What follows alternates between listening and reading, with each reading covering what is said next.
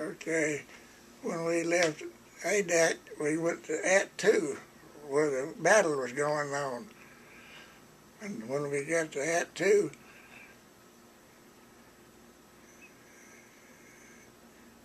well, I don't know what happened to AT-2, but we wasn't nothing going on except when we was going over there, they told us to not pull our clothes off on the ship because we might get sunk. But they said if we got sunk, it wouldn't last but 7 minutes in that cold water. Anyway, so what was he used to having the clothes on when we froze to death anyway. But anyway, we didn't get sunk. We went on to that too. And that's where the battle was going on. But we didn't get in the battle. We could hear them shooting at each other, but right down the road from us, right down the river from us, there wasn't any roads up there in that too. And so we got there. And what else you want to know? Well, when we left that too, we came home and had a 30-day leave. We didn't have to do anything then until we got, let's see,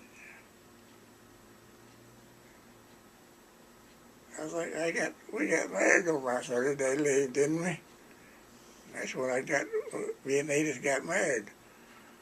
And when we went back to California, she came out there later on and stayed while I was at Camp Parks, and which was close to San Jose. And we had a room in San Jose while she was out there.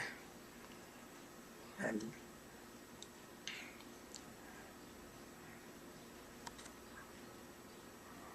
let's see what happened then. When she got there, I was up in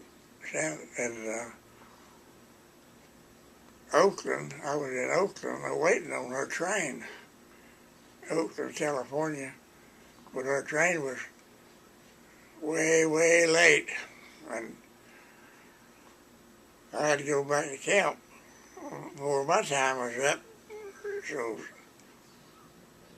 some guy told me to call our commander and send him a telegram and see if I could get an extension on my pass. Well, I couldn't get a hold of him. I sent him that telegram. The next morning, I went back to camp the next morning when somebody came in our hut there and told me that the commander wanted to see me down at his office. And I figured, well, I was in big trouble. Edith was over in Oakland in the hotel waiting on me to help her get to San Jose, and now I was in trouble. They was probably going to ground me, but when I went down there, he told me, said, I hear you had trouble getting your wife situated last night. And I told him, yeah, and he said, well, take 24 and go over there and get her situated. So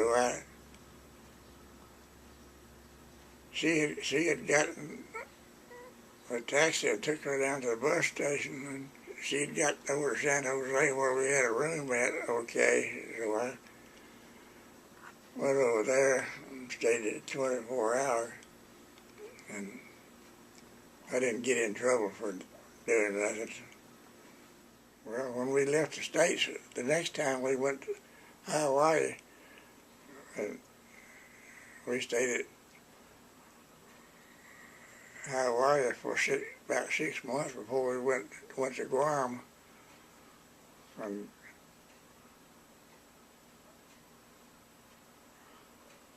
we didn't have no trouble getting to Guam or anything. Just had to lay over at Wetak for 30 days on the ship, and didn't have any water hardly.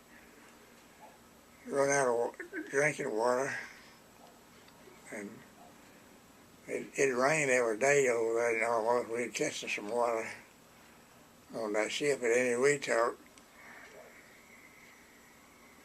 And we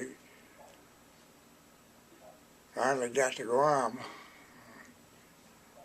When we was on the way to fix to go to Iwo Jima, they said the reason that they needed crane operators over there, that the Japanese was picking the crane operators off and shooting them because they didn't want to unload those barges. We had to go over there, and we're supposed to go over there and unload barges with those cranes.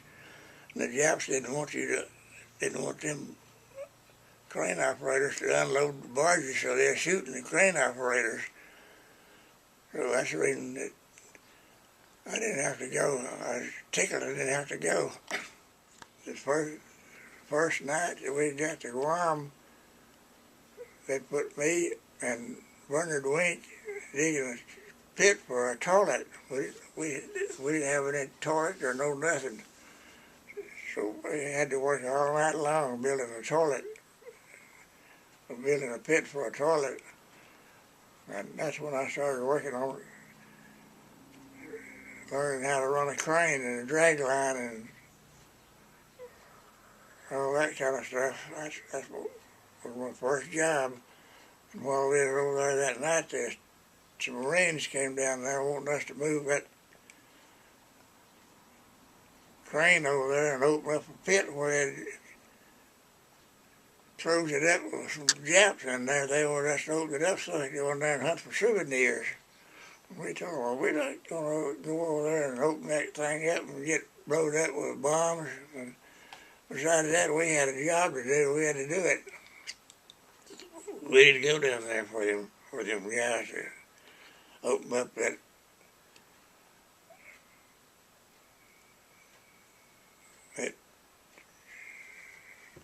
pit that they was talking about. Okay, well, when I was at Guam, I was a crane operator, and I was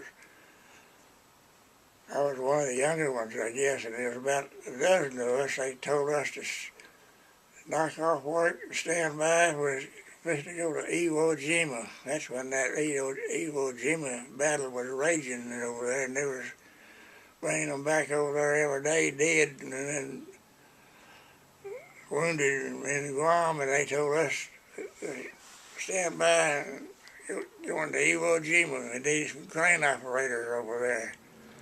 So we stayed standing by there for about a week, and they finally told us to go back to work. They didn't need us in Iwo Jima, so we escaped going over there. We didn't have to go to Iwo Jima. That's when that battle in Iwo Jima was going on, so it was so bad. So I escaped that. I didn't have to go to Iwo Jima. And when we was at Guam, and the Americans dropped that atomic bomb over there, and we were all tickled because the war was over. We didn't realize how bad it was, but anyway, it ended the war. We were glad the war was over.